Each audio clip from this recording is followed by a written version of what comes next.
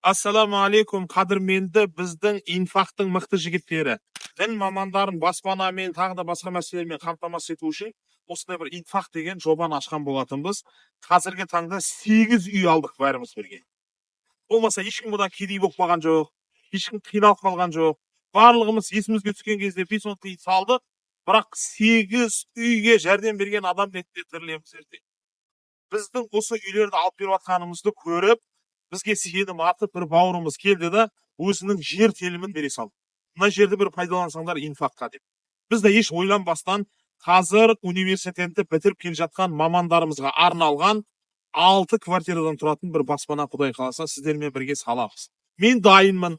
Мен өзімдікін беріп жатырмын. Сендер дайынсыңдар ма? Иншалла келіңіздер бірге осы нәрсені бір жылдың ішінде көтеріп тастайық. Өйткені мына артымызда тұрған керемет 800 квадраттан тұратын ғимаратты біз сіздермен бірге 7 айда салғанбыз. 7 апрельде бастадық, қарашада аяқтадық. Аллаху субхана ва тағала ісімізге береке берсе, егер Алла шынында бізбен бірге болса, онда ол іс ешбір проблема жоқ. Өйткені ол істі біз салмаймыз. Оны Алла салады. Аллаху субхана ва тағала тек бізді осы іске пайдалансын. Осы Аллаға қарай жүріп баратқан хайырлы бір көшке біздің де үлесіміз болуын Алла тағала жазсын.